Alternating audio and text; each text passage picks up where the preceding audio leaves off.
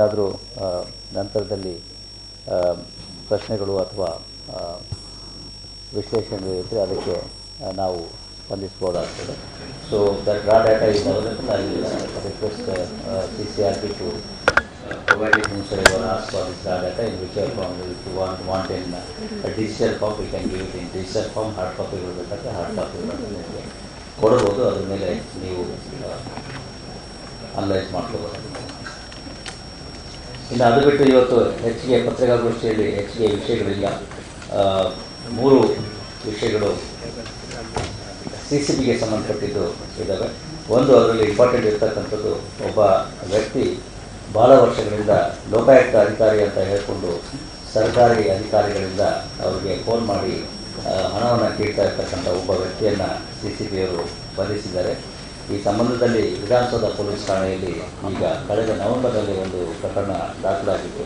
ಅದರಲ್ಲಿ ಒಬ್ಬ ಅನಾಮಿಕೆಯ ವ್ಯಕ್ತಿಯೊಬ್ಬ ಸರ್ಕಾರಿ ಅಧಿಕಾರಿಯೊಬ್ಬರಿಗೆ ಫೋನ್ ಮಾಡಿ ತಾನು ಲೋಕಾಯುಕ್ತ ಇನ್ಸ್ಪೆಕ್ಟರ್ ಅಂತ ಹೇಳಿಕೊಂಡು, ನಂತರ ನಮ್ಮ ADG ಸಾಹೇಬರು ಮಾತಾಡ್ತಾರೆ ಅಂತೇಳಿ ಬೇರೆ ಯಾವುದೋ ವಾಯ್ಸಲ್ಲಿ ಮಾತಾಡಿ ಅದು ಒಂದು ಕೇಸನ್ನು ಕ್ಲೋಸ್ ಮಾಡಬೇಕು ಹಾಗೆ ಹೀಗೆ ಅಂತೇಳಿ ಪ್ರೆಷರ್ ಮಾಡಿ ಅವನಿಂದ ಹಣವನ್ನು ಕಿತ್ಕೊಂಡಿರ್ತಕ್ಕಂಥ ಒಂದು ಪ್ರಕರಣ. ಅದರಲ್ಲಿ ನಮ್ಮ CCB ಪೊಲೀಸರು ಒಬ್ಬ ವ್ಯಕ್ತಿಯನ್ನು, ಈತ ಪ್ರಮುಖವಾಗಿ ಆಂಧ್ರ ಮೂಲದ ವ್ಯಕ್ತಿಯಾಗಿರ್ತಾನೆ, ಈತನನ್ನು ಸಿಗೇಟ್ ಮಾಡಿದ್ದಾರೆ ಮತ್ತು ಆತನ ಕೂಲಂಕುಷ ವಿಚಾರಣೆಯನ್ನು ಮಾಡಿದಾಗ ಆತ ಇದೇ ರೀತಿಯಲ್ಲಿ ಬಹಳಷ್ಟು ಜನರಿಗೆ, ಎಸ್ಪೆಷಲಿ ಸರ್ಕಾರಿ ಅಧಿಕಾರಿಗಳಿಗೆ, ಕರ್ನಾಟಕ ಮತ್ತು ಆಂಧ್ರ ಪ್ರದೇಶ ಎರಡೂ ರಾಜ್ಯಗಳಲ್ಲಿ ಈತ ಬಹಳಷ್ಟು ಜನರಿಗೆ ಇದೇ ರೀತಿಯಲ್ಲಿ ಮೋಸ ಮಾಡಿರ್ತಕ್ಕಂಥದ್ದು ಮತ್ತು ಅವರಿಂದ ಹಣವನ್ನು ವಸೂಲಿ ಮಾಡಿರ್ತಕ್ಕಂಥದ್ದು ಕಂಡುಬಂದಿದೆ. ಬೆಂಗಳೂರು ನಗರದಲ್ಲಿ ಈ ಸಂಬಂಧ ಈ ಹಿಂದೆ ಈಗಾಗಲೇ ಸಿದ್ದಾಪುರ, ಹೈಗ್ರೌಂಡ್ಸ್ ಮತ್ತು ಆನಂದಪುರ ಜಿಲ್ಲೆಯ 2 ಟೌನ್ ಮತ್ತು ರಾಜಮಂಡ್ರಿಯ 3 ಟೌನ್ ಪೊಲೀಸ್ ಠಾಣೆಗಳಲ್ಲಿ ಈತ ಇದೇ ರೀತಿಯಲ್ಲಿ ಲೋಕಾಯುಕ್ತ ಅಧಿಕಾರಿ ಅಥವಾ ಆ್ಯಂಟಿ ಕರಪ್ಷನ್ ಅಧಿಕಾರಿ ಅಂತ ಹೇಳಿಕೊಂಡು ಭಾಳಷ್ಟು ಜನರಿಗೆ ಮೋಸ ಮಾಡಿರ್ತಕ್ಕಂಥದ್ದು ಕಂಡುಬಂದಿದೆ. ಆದರೆ ಇನ್ನೂ ವಿಚಾರಣೆ ಮಾಡಲಾಗಿ ಈತ ಇದೇ ರೀತಿಯಲ್ಲಿ ಭಾಳಷ್ಟು ಅಧಿಕಾರಿಗಳಿಗೆ, ಸುಮಾರು 40ರಿಂದ 50 ಅಧಿಕಾರಿಗಳಿಗೆ ಈ ರೀತಿ ಮೋಸ ಮಾಡಿರ್ತಕ್ಕಂಥದ್ದು. ಮತ್ತು ಅದು ಯಾವುದೋ ಪ್ರಕರಣಗಳು ದಾಖಲಾಗಿಲ್ಲ. ರಾಜ್ಯದ ಬೇರೆ ಬೇರೆ ಕಡೆಗಳಲ್ಲಿ, ಜಿಲ್ಲೆಗಳಲ್ಲಿಯೂ ಕೂಡ ಇದೇ ರೀತಿ ಈತ ಮಾಡಿರ್ತಕ್ಕಂಥದ್ದು ಕಂಡುಬಂದಿದೆ. ಆ ರೀತಿ ಯಾರಾದರೂ ಈತನ ವಂಚನೆಗೆ, ಮೋಸಕ್ಕೆ ಅಥವಾ ವಸೂಲಿಗೆ ಒಳಗಾದವರು ಯಾರಾದರೂ ದೂರನ್ನು ಕೊಡಬೇಕು ಅಂದರೆ ಈಗಲೂ ಕೂಡ ಅವರು ದೂರುಗಳನ್ನು ಕೊಟ್ಟರೆ ಆ ದೂರುಗಳನ್ನು ಕೂಡ ನಾವು ಸ್ವೀಕರಿಸಿ ಸೂಕ್ತ ಕ್ರಮಗಳನ್ನು ಕೈಗೊಳ್ತೇವೆ. ಅಂದರೆ ಈ ವಂಚನೆ ಇದನ್ನು ಮಾಡೋಕ್ಕಿಂತ ಮುಂಚೆ ಈತ ಕನ್ನ ಕಳುವು ಮಾಡ್ತಕ್ಕಂಥ ಆರೋಪಿ ಕೂಡ ಆಗಿದ್ದು 2007-8ರಿಂದ ಸಕ್ರಿಯವಾಗಿ ಸುಮಾರು 17 ಪ್ರಕರಣಗಳು, ಕನ್ನ ಕಳುವು ಪ್ರಕರಣಗಳು ಕೂಡ ಈತನ ಮೇಲೆ ದಾಖಲಾಗಿದ್ದಾವೆ.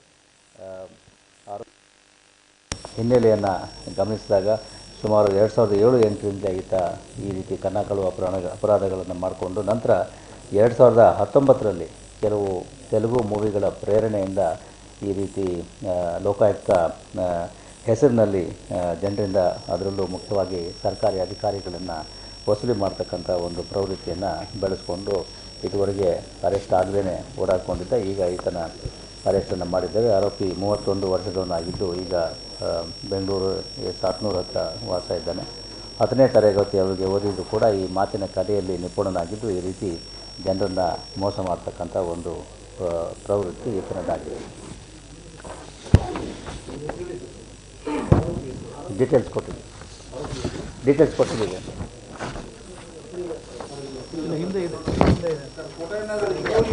ಕೊಡ್ತೀವಿ.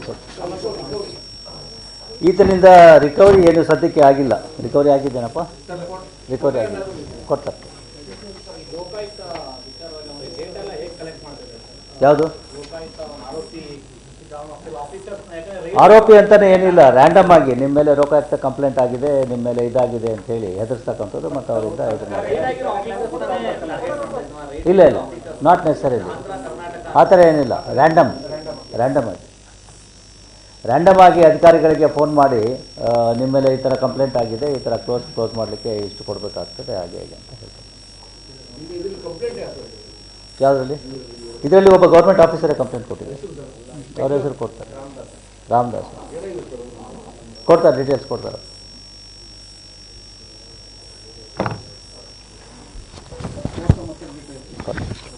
ಕೊಡ್ತಾರೆ ಸೊ ದಟ್ ಯಾರಾದರೂ ಬೇರೆಯವರು ಯಾರಾದರೂ ಇದ್ರ ಮೇಲೆ ಇದು ಮಾಡಿದರೆ ದಟ್ ಆಲ್ಸೋ ವಿಲ್. ಎರಡನೇದಾಗಿ ಈ ಡ್ರಗ್ ವಿರುದ್ಧ ನಮ್ಮ ಕಾರ್ಯಾಚರಣೆ, ಅದಕ್ಕೂ ಮುಖ್ಯವಾಗಿ ಈ ಹೊಸ ವರ್ಷದ ಪೂರ್ವಭಾವಿಯಾಗಿ ಭಾಳಷ್ಟು ಕಡೆಗಳಲ್ಲಿ ನಾವು ಈ ಡ್ರಗ್ಗಳನ್ನು ಸೀಸ್ ಮಾಡ್ತಕ್ಕಂಥ ಒಂದು ಪ್ರಕ್ರಿಯೆಯನ್ನು ಪ್ರಾರಂಭಿಸಿದ್ವಿ. ಅದಕ್ಕೆ ಪೂರಕವಾಗಿ CCB ಅವರು ಒಬ್ಬ ವ್ಯಕ್ತಿಯನ್ನು ದಸ್ತಗಿರಿ ಮಾಡಿ ಆತನಿಂದ ಸುಮಾರು 8 ಲಕ್ಷಕ್ಕೂ ಹೆಚ್ಚು ಮೌಲ್ಯದ MDMA ಕ್ರಿಸ್ಟಲ್ಸ್ ಮತ್ತು ಎಕ್ಸ್ಟಸಿ ಪಿಲ್ಸ್ ಮತ್ತು ಗಾಂಜಾ ಇವುಗಳನ್ನು ಆತನಿಂದ ವಶಪಡಿಸ್ಕೊಂಡಿದ್ದಾರೆ. ಇದು ಕೂಡ ಈ ಪಾರ್ಟಿಗಳಿಗೆ ಹೋಗ್ತಕ್ಕಂಥ ಸಂದರ್ಭದಲ್ಲಿ ಅವ್ರಿಗೆ ಕೊಡಲಿಕ್ಕೆ ಈತ ಶೇಖರಣೆ ಮಾಡಿದ್ದ ಅಂತಕ್ಕಂಥದ್ದು ಅವನ ವಿಚಾರಣೆಯಿಂದ ತಿಳಿದು ಬಂದಿದೆ. ಜೊತೆಗೆ ಈತನ ಮೇಲೆ ಈ ಹಿಂದೆ 2021ರಲ್ಲಿ ಜೀವನ್ ಭೀಮಾನಗರ ಪೊಲೀಸ್ ಠಾಣೆಯಲ್ಲಿ ಇದೇ ರೀತಿಯ ಡ್ರಗ್ಸ್ ಪ್ರಕರಣ ಮತ್ತು ಪೊಲೀಸ್ ಅಧಿಕಾರಿಗಳ ಮೇಲೆ ಹಲ್ಲೆ ಮಾಡಿರ್ತಕ್ಕಂಥ ಪ್ರಕರಣ ಈತನ ಮೇಲೆ ಈಗಾಗಲೇ ದಾಖಲಾಗಿದೆ. ಅದರ ವಿವರಗಳನ್ನು ಕೂಡ ತಮಗೆ ಕೊಟ್ಟಿದ್ದೇವೆ. ಇನ್ನು ಒಂದು ಡಕಾಯಿತರ ಒಂದು ಗ್ಯಾಂಗನ್ನು CCB ಅವರು ದಾಳಿ ಮಾಡಿ ಪತ್ತೆ ಮಾಡಿದ್ದಾರೆ. 6 ಜನರನ್ನು ವಶಕ್ಕೆ ತೆಗೆದುಕೊಂಡಿದ್ದಾರೆ. ಅವರಿಂದ ಕೆಲವೊಂದು ಮಾರಕಾಸ್ತ್ರಗಳು ಮತ್ತು ಬೈಕ್ಗಳನ್ನು ರಿಕವರಿ ಮಾಡಲಾಗಿದೆ. ಇವರಿಂದ ಅವರು ಈ ಹಿಂದೆಯೂ ಕೂಡ ಇದೇ ರೀತಿ ಡಕಾಯಿತಿ ಮಾಡ್ತಕ್ಕಂಥ ಒಂದು ಗ್ಯಾಂಗ್ನ ತಂಡದಾರರಾಗಿದ್ದು, ಜೊತೆಗೆ ಬೇರೆ ಗ್ಯಾಂಗ್ ವಾರ್ಗೂ ಕೂಡ ಸಿದ್ಧತೆ ಮಾಡಿರ್ತಕ್ಕಂಥದ್ದು ಅವರ ವಿಚಾರಣೆಯಿಂದ ತಿಳಿದು ಬಂದಿದೆ. ಅವರ 6 ಜನರನ್ನು ಕೂಡ ಈಗ ಬಂಧಿಸಿ ಅವರನ್ನು ಕೂಡ ಪೊಲೀಸರು ಕಾರ್ಯಾಚರಣೆ ಮಾಡಿದ್ದಾರೆ. ಇಷ್ಟು ನಮ್ಮಿಂದ ಇವತ್ತು. ಸೊ ಎಲ್ಲರಿಗೂ ಮತ್ತೊಮ್ಮೆ ಹೊಸ ವರ್ಷದ ಶುಭಾಶಯಗಳು.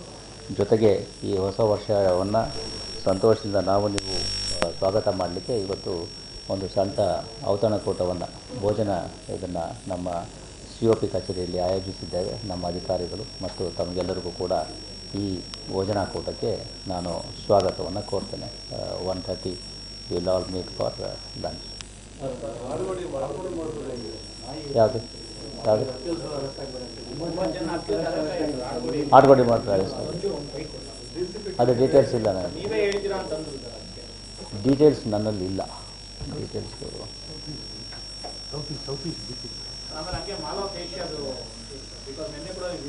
ಅದು ಹೈಗ್ರೌಂಡ್ ಹೈಕೋರ್ಟಲ್ಲಿ ಇವತ್ತು ನ್ಯಾಯಾಲಯಕ್ಕೆ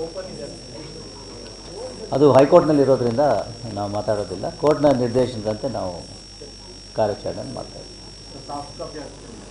ಯಾವುದು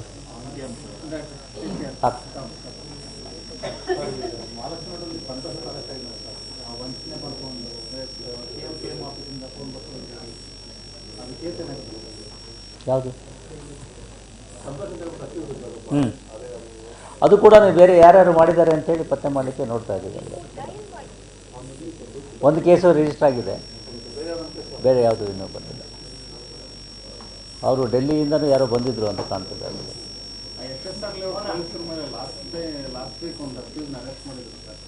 that has nothing to do with police department. It is prison department. Prison ಡಿಪಾರ್ಟ್ಮೆಂಟಲ್ಲಿ ಅವರು ಪ್ರಿಸನ್ನಲ್ಲಿ ಆಗಿರ್ತಕ್ಕಂಥ ಘಟನೆ ಯಾವುದು ನಮಗೆ ಯಾವುದು ಅಲಿಗೇಷನ್ ಬಂದಿಲ್ಲ.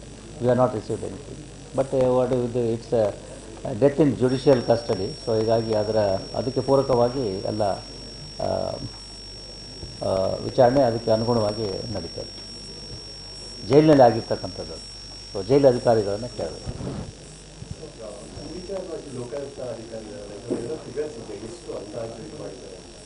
ಯಾವುದು ಅವರು ಹೇಳೋ ಪ್ರಕಾರ 40ರಿಂದ 50 ಜನಕ್ಕೆ 60 ಜನ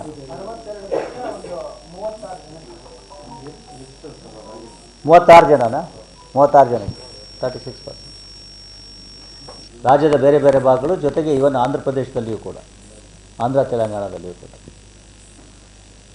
okay, thank you. So all are welcome for lunch.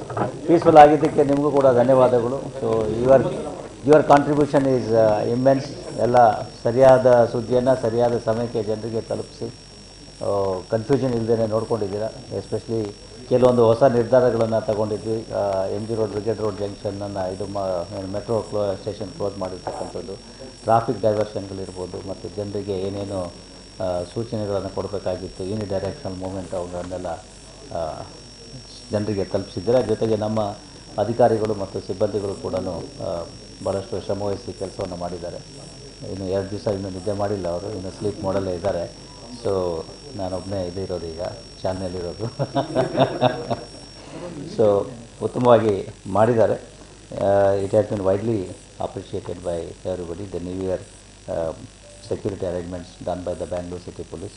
Even today morning we had gone to call on the Honorable Home Minister for the New Year. He was also profusely appreciating the security arrangements done by Bangalore City Police. No untoward incidents, and more importantly there was heavy police security arrangements. And ಈ ಥರ ದೊಡ್ಡ ಬಂದೋಬಸ್ತುಗಳನ್ನು ಮಾಡಿದಾಗ ಅನೇಕ ಅಧಿಕಾರಿ ಸಿಬ್ಬಂದಿಗಳು ಕೈಗೆ ಸಿಗೋದಿಲ್ಲ, ಬರೀ ಪೇಪರ್ ಮೇಲೆ ಮಾತ್ರ ಇರ್ತಾರೆ. But here everybody was on the roads, everybody was visible, high visibility was there, high alert was also there, high kind of footfall was also very high this time compared to earlier years.